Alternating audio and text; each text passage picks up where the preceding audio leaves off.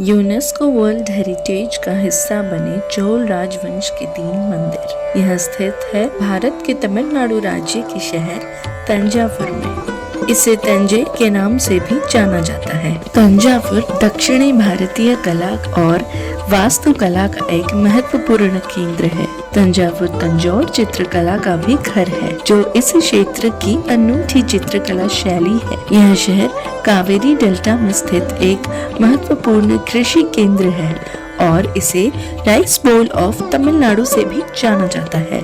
शहर का निकटतम हवाई अड्डा तिरुचिरापल्ली हवाई अड्डा है, जो 59.6 किलोमीटर दूर स्थित है। तंजावुर रेलवे स्टेशन मुख्य शहर से सिर्फ 1.5 किलोमीटर दूर है।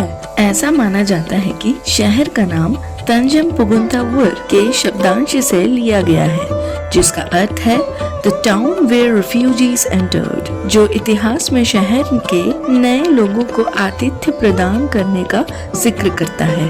तंजावुर की बात करते हुए हम उन मंदिरों के बारे में सोच सकते हैं जो पूजा स्थल से कई अधिक महत्व रखता है। वे भारत के समृद्ध इतिहास और अद्भुत द्रविड़ स्थापत्य शैली की विरासत के लिए एक श्रद्धांजलि है। यह शहर पहली बार चोल शासनकाल के दौरान प्रमुखता से उभरा। उस समय तंजावुर साम्राज्य की राजधानी के रूप में कार्य करता था। अधिकांश महान चोल मंदिर जो यूनेस्को के विश्व धरोहर स्मारक है, तंजावुर और उसके आसपास ही स्थित है।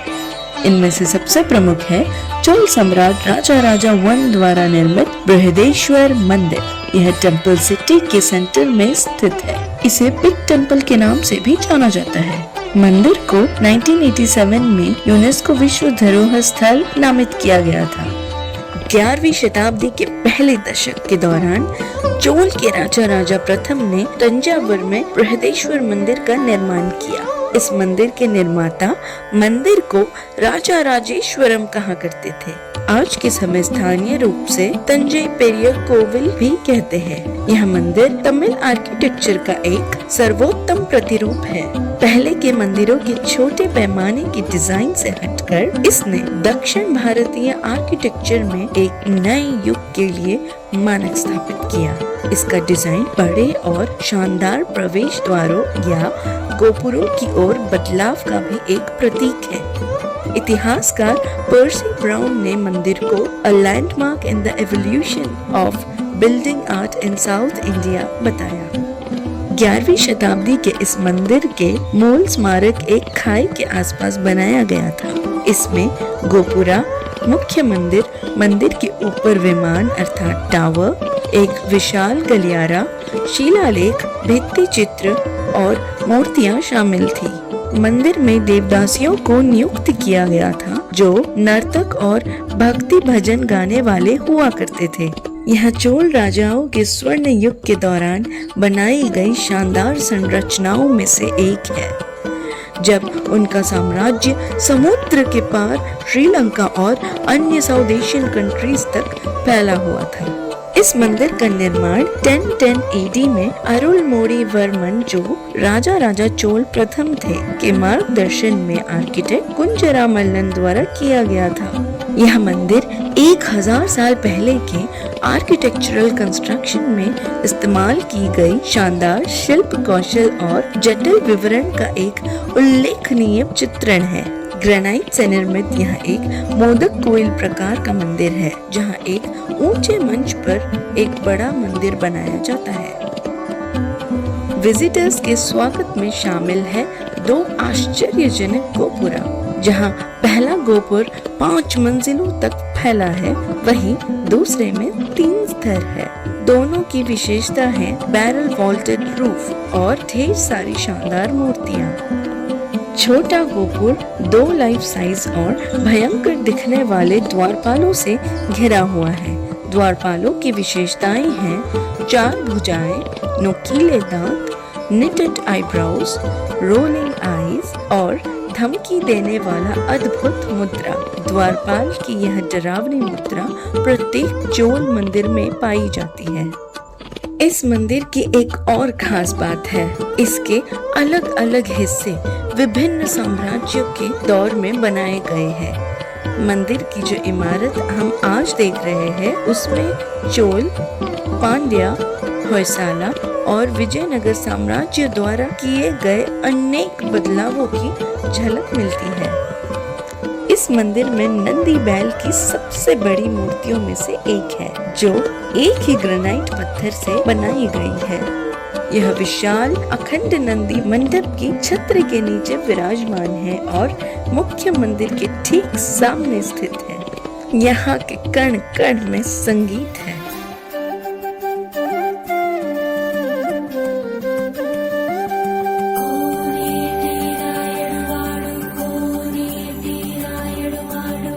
हर साल अक्टूबर के दौरान राजा राजा चोल का वार्षिक जन्मदिन उत्सव सत्या तिरुविरा आयोजित किया जाता है। साथ ही मशहूर है त्यागराज आराधना, जो तिरुवियारू में जनवरी से फरवरी के दौरान हर साल आयोजित होने वाला एक शास्त्रीय संगीत समारोह है।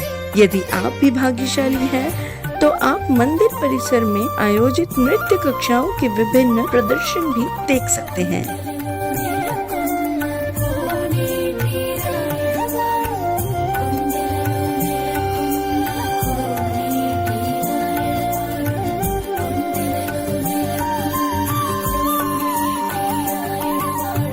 तंजावुर तलायट्टी बोम्मई या डांसिंग डॉल्स के लिए भी प्रसिद्ध है, जो मिट्टी, लकड़ी या पेपर मिशी की बनी गुड़िया है। अब चलते हैं एक और खूबसूरत आकर्षण की ओर। चोल सम्राट राजेंद्र प्रथम ने पवित्र गंगा जल लाने के लिए अपनी सेना को भारत की उत्तरी हिस्सों में भेजा। रास्ते में उन्होंने कई शत्रु सेनाओं को हराया और विजयी होकर घर आए। इस प्रकार उन्होंने गंगईकोंडा चोल उपनाम अर्जित किया, अर्थात जिसने गंगा पर विजय प्राप्त की। इसलिए जब उन्होंने नई राजधानी शहर की स्थापना की, नाम रखा गंगईकोंडा चोलपुरम। शहर से लगभग 70 किलोमीटर दूर गंगईकोंडा चोलपुरम मंदिर मौजूद है। प्रसिद्ध राजा राजा चोल प्रथम के पुत्र राजेंद्र चोल प्रथम ने 1035 ईसा पूर्व के आसपास एक मंदिर का निर्माण कराया। इस शहर की स्थापना राजेंद्र प्रथम ने पाल राजवंश पर अपनी जीत की याद में की थी। मदुरा तंगन या राजेंद्र चोल प्रथम का भारत के इतिहास में एक महत्वपूर्ण स्थान है। माना जाता है कि राजेंद्र चोल के पास 1000 से अधिक जहाजों का बेड़ा था। उन्होंने प्राचीन भारतीय समुद्री ज्ञान का उपयोग करके समुद्र पार किया, उन भूमियों पर विजय प्राप्त की जो अब बांग्लादेश, मलेशिया, इंडोनेशिया के द्वीप सुमात्रा, जावा और कुछ हद तक थाईलैंड के दक्षिण में है। वह पहले व्यक्ति थे जिन्होंने भारत के अन्य पड़ोसी देशों के साथ एक प्रॉपर ट्रेड नेटवर्क स्थापित किया। मुख्य द्वार अपनी भव्यता और सिमेट्री से मंदिर की झलक देता है। यह लगभग बृहदेश्वर मंदिर की रेप्लिका है, जो बिग टेम्पल की तुलना में छोटा है, फिर भी अधिक परिष्कृत है। राजसी नंदी भगवान शिव को समर्पित सभी मंदिरों का एक प्रमुख स्थान है। तंजावुर के बृहदेश्वर मंदिर के नंदी के विपरीत यहाँ का नंदी थोड़ा छोटा है और खुले मंडप में है। राजेंद्र चोल के समय में मंदिर परिसर के अंदर गंगा जल डालने के लिए एक कुआं खोदा गया था। शायद चोलों की नई राजधानी की शुभ शुरुआत के प्रतीक के रूप में यह मंदिर का निर्माण की शुरुआत की गई थी। हालांकि अब कुआं बंद रहता है। पहली नजर में बिग टेम्पल और गंगईकोंडा चोलपुरम टेम्पल के टावर एक जैसे लग सकते हैं। स्कॉलर्स बृहदेश्वर मंदिर के स्ट्रेट एंगल्स और लाइंस के कारण इसे पुल्लिंग मानते हैं, जबकि गंगईकोंडा चोलपुरम मंदिर को उसकी घुमावदार आकृति के कारण स्त्रीलिंग मानते हैं। वैसे तो सांप के साथ द्वारपालों की मूर्तियां चोल आर्किटेक्चर का एक यूनिक हिस्सा है, परंतु घुटने टेकने वाले संत चंदेश के सिर के चारों ओर माला लपेटने वाली शिव की मूर्ति गंगईकोंडा चोलपुरम की सबसे लोकप्रिय प्रतिमाओं में से एक है। हालांकि कुछ आर्कियोलॉजिस्ट और हिस्टोरियंस का मानना है कि यह मूर्ति कला वास्तव में राजेंद्र चोल के राज्याभिषेक का प्रतीक है, जब स्वयं भगवान शिव ने उन्हें आशीर्वाद दिया था। क्योंकि इस पर अभी तक कोई सहमति नहीं है, इसलिए आज भी यह तर्क का विषय है। यहाँ कुछ संरचनाएं ऐसी हैं जिनकी पहली झलक से ही सांसें थम जाए। ऐरावतेश्वर मंदिर भव्यता, इतिहास और दिव्यता से समृद्ध पूजा स्थल का एक शानदार उदाहरण है। 12वीं शताब्दी का प्रसिद्ध राजा चोल द्वितीय द्वारा निर्मित दारासुरम ऐरावतेश्वर मंदिर दिव्य वैभव है। एक मजबूत नेता होने के अलावा राजा तमिल आर्किटेक्चर और आर्ट के महान समर्थक थे। चोल आर्किटेक्चर का यह मंदिर तंजावुर जिले के कुंभकोणम में स्थित है। द्रविड़ स्थापत्य शैली में निर्मित इमारत का मुख्य आकृति एक रथ जैसा दिखता है। इसमें सुबह और शाम दोनों के सनडायल्स हैं, जिन्हें रथ के पहियों के रूप में देखा जा सकता है। पूरा मंदिर परिसर समृद्ध नक्काशी और शिलालेखों से भरा हुआ है। सच में शब्द इस आकर्षण और भव्यता के साथ न्याय नहीं कर सकते। ऐरावतेश्वर शिव मंदिर में एक वाटर टैंक है। स्थानीय पौराणिक कथाओं में बताया जाता है कि कैसे ऐरावत या इंद्र का सफेद हाथी इस टैंक में डुबकी लगाने के बाद साफ सफेद त्वचा में वापस आ गया था। यह किंवदंती मंदिर के भीतरी हिस्सों पर उकेरी गई है और इसी हाथी से इस मंदिर का नाम पड़ा ऐरावतेश्वर। अग्र मंडप में अलंकृत नक्काशीदार सीढ़ियां हैं, जो पूर्व से पश्चिम की ओर जाती है। आश्चर्यजनक बात यह है कि सीढ़ियां संगीतमय स्वर उत्पन्न करती है, इसलिए इन्हें सिंगिंग स्टेप्स कहा जाता है। इस पे चलने से या टैप करने से सभी 7 स्वर उत्पन्न होते हैं। सुरक्षा कारणों से सीढ़ियों को बैरियर से ढक दिया गया है। आइए देखते हैं एक आश्चर्यजनक आकृति। यह एक मल्टी डायमेंशनल मूर्ति कला है, जिसमें एक तरफ हाथी का सिर है और दूसरी तरफ दर्शाया गया है बैल का सिर। चोल राजवंश के तीनों मंदिर नामित स्थलों के तहत यूनेस्को वर्ल्ड हेरिटेज का हिस्सा है।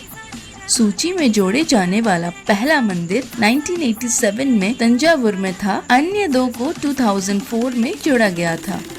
वाकई इन मंदिरों का एक एक पत्थर भारत के इतिहास और कला का प्रतीक है। चोल शासन के अंत के बाद यह क्षेत्र पांड्यास के अधीन आया। फिर मलिक कफूर का आक्रमण और तुरंत बाद विजयनगर साम्राज्य का कब्जा। 14वीं सेंचुरी के अंत तक विजयनगर साम्राज्य ने पूरी दक्षिणी भारत पर कब्जा कर लिया। वे नायक थे जो प्रेजेंट डे आंध्र प्रदेश के तेलुगु भाषी बलीजा योद्धा कुल से थे। कई तेलुगु व तमिल संगीतकार, साहित्यिक विद्वान, कवि और पंडित उनके दरबार का हिस्सा थे। विजयनगर साम्राज्य आर्ट्स, लिटरेचर और आर्किटेक्चर के संरक्षण के लिए जाने जाते थे, जिस कारण विजयनगर फोर्ट सहित कई शानदार संरचनाओं का निर्माण हुआ। बृहदेश्वर मंदिर के पास स्थित विजयनगर किला तंजावुर में देखने लायक एक लोकप्रिय ऐतिहासिक आकर्षण है। यह विशाल किला कई खूबसूरत इमारतों जैसे तंजौर महल, संगीता महल, सरस्वती महल लाइब्रेरी और एक आर्ट गैलरी से घिरा हुआ है, जिसमें प्राचीन मूर्तियों और चित्रों का अद्भुत संग्रह है। किले के विशाल द्वार और मजबूत दीवारें आक्रमणकारियों से बचने के लिए डिजाइन की गई थी। मुख्य प्रवेश द्वार हाथी गेट अपनी भव्यता और डिजाइन के लिए प्रभावशाली है। विजयनगर पैलेस उस युग की स्थापत्य प्रतिभा का एक अद्भुत एग्जाम्पल है। अपने मैजेस्टिक हॉल्स, गॉर्जियस पिलर्स और सुंदर आंगनों के साथ यह महल विजयनगर राजाओं की जीवन शैली की झलक पेश करता है। लेकिन जल्द ही तंजावुर नायक वंश का भी अंत हुआ मराठा साम्राज्य के हाथों। नायक साम्राज्य के पतन के बाद तंजावुर पैलेस मराठा के निवास में तब्दील हुआ। जब 1799 में तंजावुर मराठा साम्राज्य के अधिकांश हिस्से पर ब्रिटिश साम्राज्य ने कब्जा कर लिया, तब भी तंजावुर मराठों ने महल और आसपास के किले पर अपना प्रभुत्व बनाए रखा। महल में प्रसिद्ध सरस्वती महल पुस्तकालय है। तंजावुर महाराज सरफोजी का यह लाइब्रेरी दुनिया के कुछ पुस्तकालयों में से एक है, जहां मेडिवल पीरियड के ग्रंथों को रखा गया है। यह ज्ञान का खजाना है जो नायक और मराठों के राजवंशों द्वारा स्थापित हुआ। इसमें कला, संस्कृति और साहित्य के सभी पहलुओं पर मैन्युस्क्रिप्ट्स, बुक्स, मैप्स और पेंटिंग्स का एक दुर्लभ मूल्यवान संग्रह शामिल है। यह पुस्तकालय को 1918 में सार्वजनिक पुस्तकालय बना दिया गया। यहाँ रखे कुछ किताब, प्री हिस्टोरिक स्कल्पचर्स, पेंटिंग्स, ताड़ के पत्तों पर लिखी Sanskrit manuscripts, coins, craft work के माध्यम से शहर के मैजेस्टिक और ग्लोरियस इतिहास को प्रस्तुत करता है। आर्सेनल टावर से थोड़ा उत्तर पश्चिम में स्थित है बेल टावर। मूल रूप से बेल टावर का उपयोग शंख बजाकर समय की घोषणा करने के लिए किया जाता था। बेल टावर का ग्राउंड फ्लोर कवियों और बुद्धिजीवियों के साथ चर्चा के लिए उपयोग किया जाता था। लेकिन इतिहास की खूबियां यहीं खत्म नहीं होती। यहाँ सैकड़ों मूर्तियाँ, नेचुरल डाई से बनी पेंटिंग्स और एंशिएंट इंस्क्रिप्शंस है जो बीते वक्त में वापस ले जाते हैं। तंजावुर पैलेस में स्थापित तंजावुर आर्ट गैलरी में प्राचीन मूर्तियों और सिक्कों का उत्कृष्ट संग्रह है। ऑफिशियली इसे राजा राजा चोल आर्ट गैलरी कहा जाता है और स्थानीय रूप से इसे तंजावुर कलाईकुदम के नाम से जाना जाता है। हिंदू देवी देवताओं की ये ब्रॉन्ज स्कल्पचर्स 9वीं शताब्दी से 19वीं शताब्दी तक की है। चोला पीरियड के ये bronze sculptures lost wax technique के उपयोग से बने हैं। इसे कलात्मक भाषा में सर पर्ट्यू के नाम से जाना जाता है। संस्कृत शिल्प ग्रंथ में इसे मधु उच्चिष्ट विधान कहते हैं। अंततः 1855 में डॉक्ट्रिन ऑफ लैप्स के तहत राज्य को ब्रिटिश इंडिया में समाहित कर लिया गया, जब अंतिम तंजावुर मराठा शासक शिवाजी द्वितीय की बिना किसी पुरुष उत्तराधिकारी के मृत्यु हो गई। अंग्रेजों ने अपने रिकॉर्ड्स में इस शहर को नाम दिया तंजौर। 19वीं सदी के दौरान अंग्रेजों ने कल्लनई डैम को भी रिमॉडल किया। आज हम इस डैम को जानते हैं ग्रैंड एनीकट के नाम से। मूल रूप से इस प्राचीन बांध का निर्माण चोल राजवंश द्वारा किया गया था। इसका निर्माण तिरुचिरापल्ली से तंजावुर तक बहने वाली कावेरी नदी पर किया गया। यह बांध तंजावुर जिले में तिरुचिरापल्ली से 15 किलोमीटर और तंजावुर सिटी से 45 किलोमीटर दूर स्थित है। 1804 में कैप्टन कैडवेल, एक मिलिट्री इंजीनियर, को अंग्रेजों द्वारा कावेरी नदी पर स्टडी करने और डेल्टा रीजन की सिंचाई को बढ़ावा देने के लिए नियुक्त किया था। यह दुनिया की चौथी सबसे पुरानी water diversion and water regulator structure है। यह भारत का सबसे पुराना डैम है जो अभी भी उपयोग में है। अपनी शानदार आर्किटेक्चर के कारण यह तमिलनाडु के प्रमुख टूरिस्ट स्पॉट्स में से एक है। समृद्ध संस्कृति और विरासत के साथ तंजावुर एक डिलाइटफुल अट्रैक्शन रेजली बर्ड्स पार्क का स्वागत करता है। एक्सोटिक बर्ड्स के इस प्राइवेट कलेक्शन में वॉक इन एवियरी की सुविधा है, जो इसे लोकल्स और टूरिस्ट दोनों के लिए एक एक्साइटिंग डेस्टिनेशन बनाती है। यह स्थल जीवन की ब्यूटी एंड डाइवर्सिटी का अनुभव करने का एक अनूठा अवसर प्रदान करता है। एवियरी को पक्षियों के नेचुरल हैबिटेट्स की तरह डिजाइन किया गया है, जो पक्षियों को पनपने के लिए आवश्यक स्थान और वातावरण प्रदान करता है। इस एक्सोटिक बर्ड कलेक्शन को देखने के लिए ₹150 की एंट्री टिकट है। पक्षियों की विभिन्न प्रजातियां, वाइब्रेंट कलर्स और साउंड्स के बीच प्रमुख आकर्षण है रूबी रेड मकाऊ, जो अपने आकर्षक पंखों और मनमोहक व्यक्तित्व के लिए प्रसिद्ध है। पैरट फैमिली का यह शानदार पक्षी न केवल देखने में अद्भुत है, बल्कि मानव आवाजों की नकल करने की अपनी उल्लेखनीय क्षमता के लिए भी जाना जाता है। बेशक यहाँ की आर्किटेक्चरल मार्वल, हिस्ट्री, आर्ट और कल्चर तंजावुर टूर को यादगार बनाती है।